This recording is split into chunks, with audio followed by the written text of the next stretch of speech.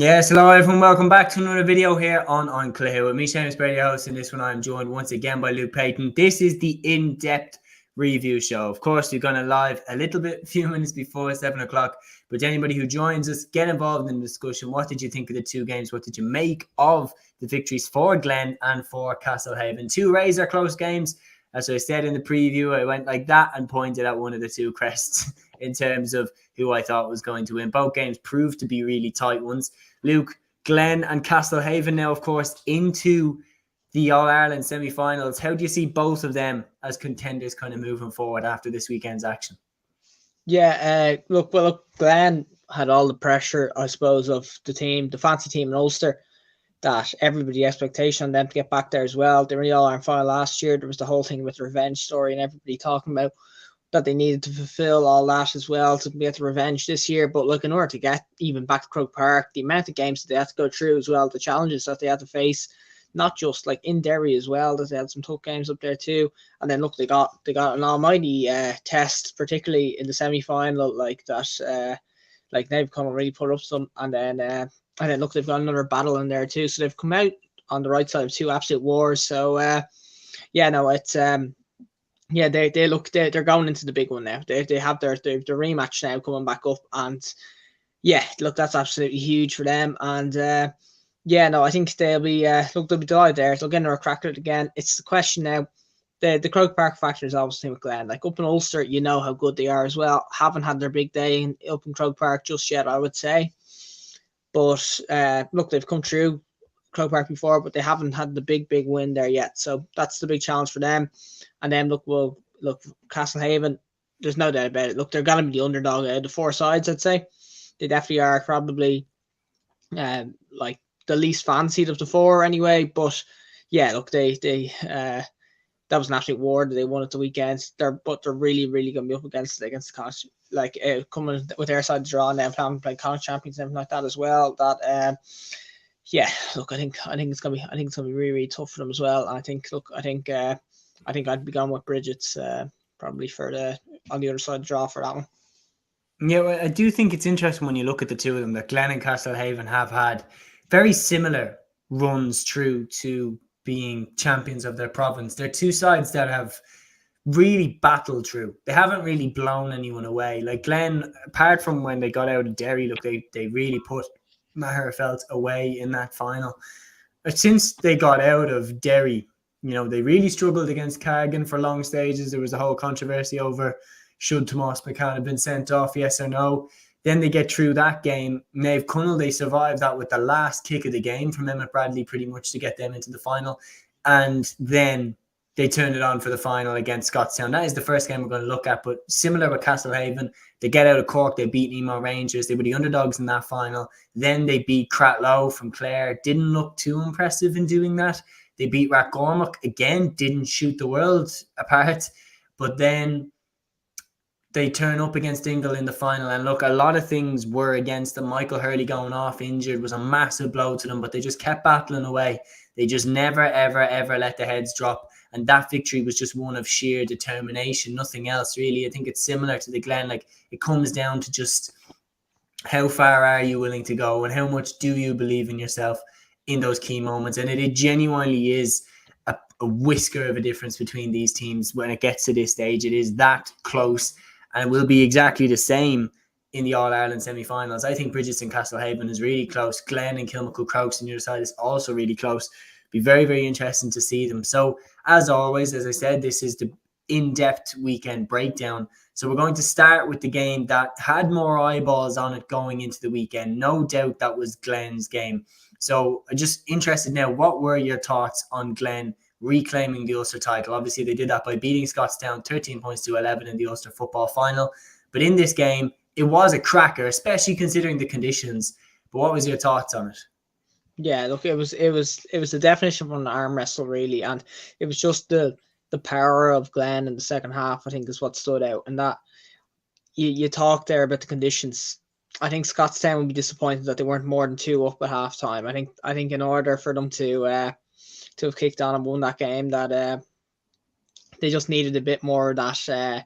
They needed a bigger lead than that. Like you talk about conditions, wind, everything like that as well. A 2-point lead was never going to be enough. The Glen I think they knew this as well. The power that they came out in the second half with, there was twice that I think they kicked 4 points in a row. So there was phases where they kicked 4 points in a row. And then, look, it was that second phase where they kicked 4 points in a row, took over the game. And then, look, it's too late for Scotstown then as well. Like, I think probably the 2 points, I think the 2 points probably flatters Scotstown a little bit based off the second half performance. I think the Glen were that dominant in the second half, and look, there was a little late rally, I suppose, with Scotstown trying to draw the gap down. But I think from a good bit into the second half, you did know that the Glen were going to come out on top. They just so well organised as well, particularly midfield's just so dominant. I thought Mulholland in there as well played a really, really good game, 3 from play, contributing the scoreboard too. And it's just like you look at their players. They all just contribute. They all just really, really contribute. They all know exactly their role in the system as well too. It's a fine oiled machine. And like once they got rolling in the second half, then look, it didn't look like Scotstown were gonna live with them. Yeah, and like a lot of people then, obviously the immediate debate on TG Carr after the game was over was, are they better than Glen were last year? And then when I throw that question back to you, I want to say with one other person, Kieran McFall, of course, he wasn't there this time last year. He's like widely talked about his impact on the team, about his influence on the team, about how he does make them better. He did kick one of the crucial scores towards the end of the game from centre half back and was a driving force to them at important stages. Number one, what are you making of Kieran McFall's impact on Waddy Graham's Glen this season? And number two, are they actually stronger than they were last year? Yeah, well, look, I think it's interesting. I think because if you look at it straight away, I think he's up there with Glass and maybe Ethan Doherty as their best players. As like they are their best players. Like obviously Emmett Bradley in midfield too. He's come in and he's gone into a central position and he's absolutely owned that position. He controls the game, dictates the game, kicks scores in there as well. So I think his addition on its own absolutely makes them better. I think it does make them better. I think the way the team's performing is the same level as last year. I think, like you talk about, are they better than last year? I think the Glen were exceptional last year. I think they're really, really good. They're beaten on the day by a really good Crokes team that had essentially 3 inter-county forwards in it. So, I think that the Glen, I think they're equally as exceptional as they were last year. I think they're an unbelievably good club side. I think they have a great chance against Kilmacud because they've Kieran McFall. Crokes are down. Maybe if you look at it, the Glen have gained a player, whereas Crokes have lost maybe 2 or 3 players. And I'd say, look, that's in that sense, I think the Glen have got better. I still think that the issue with the Glen have, though, going into that is Crokes can lose 2 or 3 players, and out of their membership, out of the pool they have available to them as well, somebody will step up. Like Brian Sheehy stepped up, and players like that you won't fully expect. Aidan Jones has gone in, has been an absolute key player. He's rose up there as well. Like Crokes can just produce that type of player. Whereas, look, I think, the Glen have gained a player, but Crokes just seem to have that endless pool. So to answer your question, like, I think they're at a similar level. They might have a little bit more star quality in Kieran McFall there again. I think they're performing equally as well as they did last year. Just very, very hard to know this going into this Crokes game. I think, really, really hard to know. 2 just powerhouses of teams. Flashier forwards around Kilmacud, but maybe the better 15, I think, for the Glen. But look, I think very, very difficult to call. Man, it's going to be another arm wrestle. Make no mistake about it. It'll be an arm wrestle between these 2 teams. Like, I think my stance on it is, I think Glen are performing at a similar level that they did this time last year, but I think that this year they have a higher ceiling. In terms with the addition of McFall, I think that they can hit a higher level in terms of a one-off performance than they could last year, because McFall is brilliant. So I actually think they're in a better position this time to beat Kilmacud than they were last year. On top of that, Kilmacud Crokes, no Ben Shovelin this time around, no Killian O'Shea this time around, like players that were important to them last season. But as you rightfully said, like Brian Sheehy stepped in, has looked really, really solid. Mark O'Leary's come in, he's looked really, really good. Like, they have just rotated. They just rotate and they keep going, and that's what Kilmacud Crokes kind of tend to do. So it'll be really, really interesting. There's a lot of eyeballs on Kilmacud. Obviously, we'll get, a full preview that will come here on Cluiche. So, like, make sure you have a look at that as well. And make sure that you put any comments that you have in as well, any questions, any thoughts that you had in the game. We will answer them here. Even if the video is done, we'll get around to answering them as well. Now, on this game as well, you were talking about Scottstown, needing a bigger lead at halftime. They only went in 2 points ahead. Kieran Hughes was who arrowed over the point to make it 7 points to 5 at halftime. Jack McCarron made it 8 points to 5 with the first score of the second half. And then that was as good as it got for Scottstown. Glen went on and kicked 6 of the next 9 to win the game.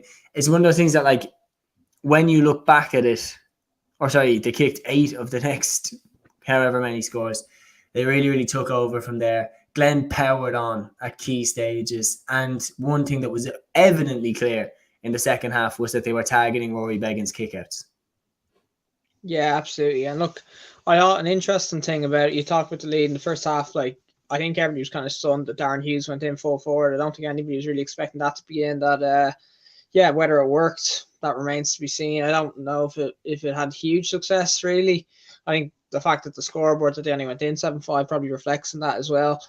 It's just, I think they'll be a bit disappointed, just got to stand with it. That maybe you look at the caliber of forward that they had available to them there. Were they getting the scores? I still don't think. I know he's kind of he's only that's to complete his second year with the club. That I'm not sure if they know fully how to get the best out of Jack McCarron in the system just yet.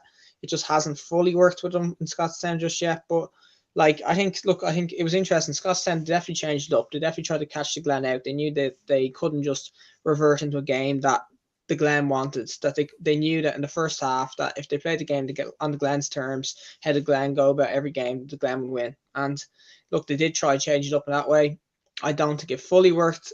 Like you said, it's the second half where that I think probably they might have had in their minds when they only went in 7-5 that maybe this mightn't be enough anyway as well. That the machine did kick on anyway. And look, I think for Scottstown, look, they've had a great year. They've had a really, really great year. I think they really would have been targeting this one though. With the Hughes are starting to get on a little bit. That there are a couple of players that are near the end. Like you took at Darren Hughes, Kieran Hughes, have been how dominant they've been in club football in Monaghan for so many years, that I think that while they still had them playing to the best of their ability, I think they really, really would have fancied a crack at this month's Ulster title. But look, like, really, really great effort. And I tell you what though, like, there's no better preparation for the Crokes game coming up than that Scottstown game, because like some serious players in there as well. Like we haven't even talked about Conor McCarthy in there as well. He only kicked the 1 point from half back to the other day, but it's like what an unbelievable test for the Glen. You could say 6-7 inter-county players in that team, and they came out the right side of it. Like you said, targeted Beggan's kickouts, had an answer for everything, and just a great win.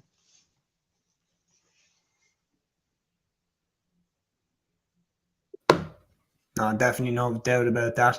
Like, it prepares them really, really well going into what is going to be a mammoth task against Kilmacud Crokes in that All-Ireland semi-final.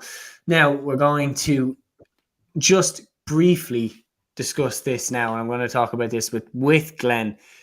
This time, is there anything that you think, now without previewing the game too much, going into that All-Ireland semi-final against Kilmacud Crokes, is there anything that you think that they can take from last year's All-Ireland semi-final and look at and think, okay, we didn't do this against Kilmacud Crokes last year. Is there anything that they can carry into this year to beat Kilmacud Crokes? Because they do, like Malachy O'Rourke, I respect Malachy O'Rourke a lot. And he came out in that post-match interview of their Ulster title and he said, look, whatever happened with the final, Kilmacud Crokes were probably the better team on the day. So how can Glen be better this time to beat Kilmacud Crokes in that semi-final? Yeah, but look, I think, look, I've been harping on for this for years, that like their strength is midfield, and like especially Kilmacud Crokes' weakness this year is midfield. Like they just have to dominate midfield. They have to find a way. They can't let Crokes. They just can't let Crokes tap it out to the cornerback every single time and let Crokes work the ball up through that way. You know the way Crokes are going to be. Crokes are going to sit deep and just try and and just say, like, we're going to sit deep, pick holes in us as well, kick enough scores, and we're going to play in the counter anyway as well. So that's the challenge for Glen, is that like they're going to want to hit midfield. Crokes are going to be conceding kickouts. So look, that's the thing, is that as much as they can, they need to make it into a midfield conventional game where they're hitting midfield when they're allowed to dominate. I think they need to push up fully on Crokes throughout. like, I think they need to go after the Crokes kick out again. Like, you know, Conor Ferris isn't there this year. So David Higgins been playing goals as well. And like, just it's an area that is a bit shaky for Crokes. So I don't think they've the greatest goalkeeper, greatest kickouts in there as well. They aren't as strong midfield. To talk about Ben Shovlin been gone as well there too. I think they just really, really need to go after that Crokes kick out and and just pin them in. I think they need another situation where they like similar to the second half against Scottstown, where they just take absolute arm wrestle of it and just don't allow Crokes out. And also, obviously, I think like it's easier said than done, but I think this year Shane Walsh like is the man-to-man mark, and I think like you always say one or him or Mannion kind of seems to outplay, but like I think just take Walsh out of the game and just try and see how you go from there. Yeah, I do agree. I would probably say, look, Cathal Mulholland to pick up Shane Walsh full pitch man marking job and try and put in some other plans around it as well, like Michael Warnock maybe double teaming up at times or something to just get in the way of Walsh getting on his momentum, and then try and stop Mannion as best you can with a different man marker in the Glen side. Maybe someone like one of the Dohertys or something to just pick him up, not Eaton because he can't sacrifice him going forward. But yeah, like it is interesting. Maybe someone like Ewan Mulholland, maybe to put him on the back foot. It would be an interesting matchup to see what way Malachy O'Rourke goes with it. I think, look, I agree with Malachy. Look, the reality is I do think Kilmacud Crokes were the better team in that final if you were to look at the whole game. I do think Glen would have looked at it, and if they were honest with themselves, they didn't hit the performance that they can hit. This year, they are coming with a vengeance, and they're going to be absolutely prepared. And I think that fire inside them, if Malachy O'Rourke can tap into it, I think it could be hugely successful. And look, Glen would have wanted to play nobody else in the championship this season but Kilmacud Crokes to try and get revenge. So it's going to be one hell of a contest. Now, the other the provincial final that we're going to look at happened down in Munster, and this game was as dramatic gets, and I've just touched on it in the immediate reaction, but it's Castlehaven's victory in Munster. They beat, of course, Dingle on penalties after extra time. Castlehaven winning 4-3 on penalties, and a remarkable thing as well, obviously I said it in my immediate reaction, was Damien Cahalane jumping in from centre half back into goal, saving a clutch penalty from Tom O'Sullivan, then scoring what turned out to be Castlehaven's winner after Mikey Gainey missed that shot. What did you make of this? And then he pulls the muscle as he's running out. Just carnage down in Limerick for that Munster final. Yeah, I think the penalty shootout's this area to start. It was real comedy kind of stuff in a way that, like, it was just unbelievable stuff by Cahalane, really. That I think, yeah, it was the initial drama from going and goal.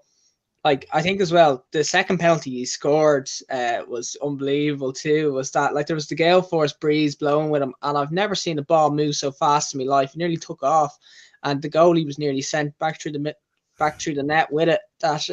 So yeah, he scored his two penalties, saved the Tom O'Sullivan one, and then like it was gas scenes when the penalties missed anyway at the end, that he goes to jump and cramps immediately midair and stuff. So it was just it was just really summed up the effort put into it. And it was like as well for him as a player too, like what a servant he's been to Cork in particular. You look back to like how long he's soldiering with the hurlers in there too, albeit like, yeah, they've won a few Munster titles with the hurlers, but he's kind of a lot of the time he's gone without success. So but for he's now added kind of like, well, he has the double now with Castlehaven and Finbars both in football and hurling, and now on top of that with the club he's added in a Munster title in there too. So unbelievable achievement by him really. The game itself, I think you summed up well. Castlehaven had a lot against them early.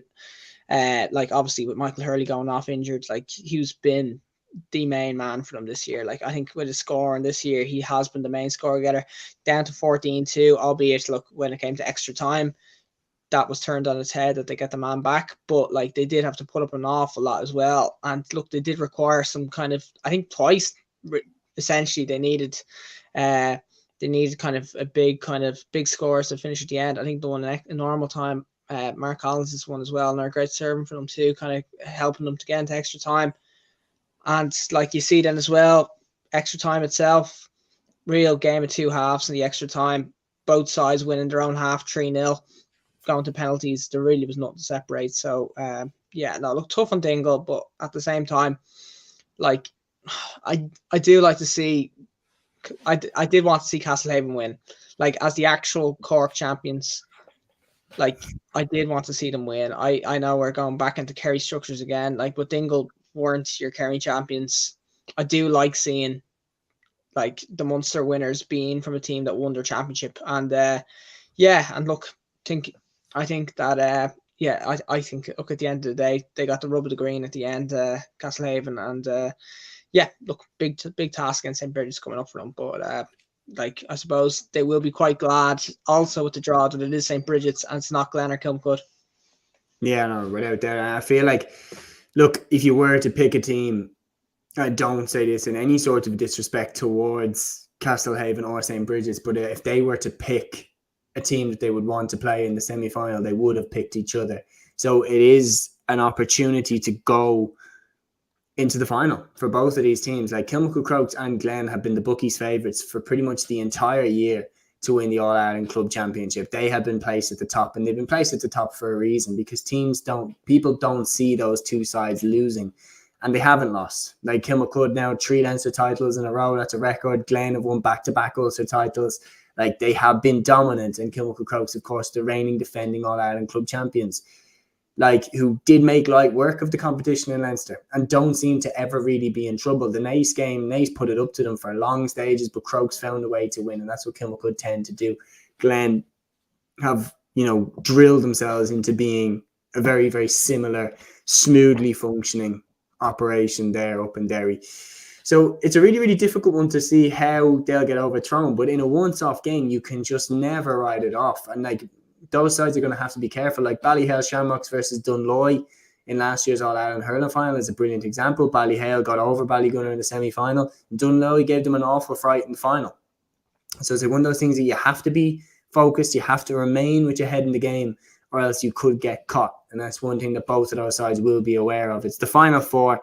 I think it's anybody's from here. I really, really do. I think once you get to this stage, rule books, the whole form books, they all go out the window. It's who's going to win these back-to-back games to win the All-Ireland Club Championship. And it'll be very, very interesting to see who does get over the line in these ones. You were mentioned as well, and it's been, talked about across the country, and rightfully so, about Castlehaven's fighting spirit. The fact that they never gave up, even though Michael Hurley got injured, even though they got the red card, even though they were 2 points down with minutes to go, they still found a way to pull themselves back into the tie. But as much as you have to give credit to Castlehaven for that, and I do, I also do look at Dingle and think they will be kicking themselves that they didn't win this game. They had more than enough chances to do it. In normal time, they were 2 points ahead with minutes to go. In extra time, they were 13 points to 10 ahead. They hit the first 3 points of the extra time period. And on penalties, Tom O'Sullivan had a penalty to win it, and it was pushed away by Damien Cahalane. So as much as Castlehaven showed their undeniable fighting spirit and deserve credit for it, there's no doubt in my mind that Dingle will be sitting there thinking, how on earth have we let that slip between our fingers? Ah, yeah, no, they'll be absolutely sick. And yeah, look, I think in a little bit, maybe they'll be thinking like, the other thing is the conditions were an absolute typhoon down there as well. Like it was unbelievable conditions really, and like credit for the performance in that, but like you could say maybe on a drier day, Dingle maybe had the forwards, maybe had the players to kick on there with the extra man, that if the conditions did kind of help keep Castlehaven in it, I think they got a bit of fortune with it, particularly with the man less, that the conditions were so tough to play in, the conditions were so tough to kick scores in as well, that the classy kind of Dingle forwards weren't given the opportunity to fully showcase their skills in there as well. So yeah, look, I think an awful lot of factors were unfortunate for Dingle. Like, there's no doubt for them going home that they're not going to have a better chance of the Munster final, Munster title than that, really. Like, that is absolutely one that they have let slip through their fingers, and look, they will be, to be incredibly disappointed as well. This way the Kerry structure goes, it's very, very difficult for teams to get through. Like, every year in the Kerry Championship, like in the Munster Championship, it's nearly a new team representing Kerry every single year. So yeah, no, look, Dingle, good young side, like particularly some of the younger Gainies and everything, players coming through there as well. Really good young side, but look, with the nature of Kerry, how the club football is there as well, huge ask to get back there next year for Dingle too. So like I think look, there's no doubt they're gonna be huge disappointment going home. Yeah, without doubt. And when you look at Cork with Castlehaven, for example, when you look at Castlehaven coming out of Cork, the reality is they're going to be playing like this is their last roll of the dice with a lot of things. Like this is as good a Castlehaven team as I've seen in the last while as well. Like Rory Maguire, the Hurleys, hopefully Michael's back. Damien Cahalane, Conor Cahalane, hopefully he's back fit as well. He was injured too. Like they have picked up some knocks, but Mark Collins is in there as well. Like it is a good Castlehaven team. They're here for a reason. How do you think they can get on against St. Bridget's? I know that you were saying you would lean towards Bridget's, but surely there's a route to victory there for Castlehaven. Oh, you know, look, there absolutely is. And you talk about, like, they have some classy forwards and they have that intercounty experience. Like, not you talk as well, like other players in there too. Jack Cahalane as well, another nice forward in there too. These are all players that have played for Cork. Like, whether it be underage, whether it be hurling, whether it be football, they've got size. They've got the intercounty physicality in there too. They definitely have a lot to them. I just think Bridget's, and I think maybe Connacht football, the club championship, is just a little bit higher the standard right now. I think you look at it, give Bridget's their due, like Kerfin were maybe considered an All-Ireland contenders. Some of the teams that Kerfin have beaten coming out, Ballina were no slouches other as well, and Bridget's have come out and top out of all them as well. So like with all due respect to with Bridget's, you just have to say that like they've really, really earned that Connacht title. They've beaten some really top quality sides. They've had to go through it the hard way as well. Even coming out of Roscommon is a huge task. I just think, I like where Bridget's are at. I think they're a well set up side. Like, and I think as well, Ben O'Carroll's form this year is just like, I think he's the coming forward in the country at the moment as well. I'm really, really excited to see him play up in Croke Park now.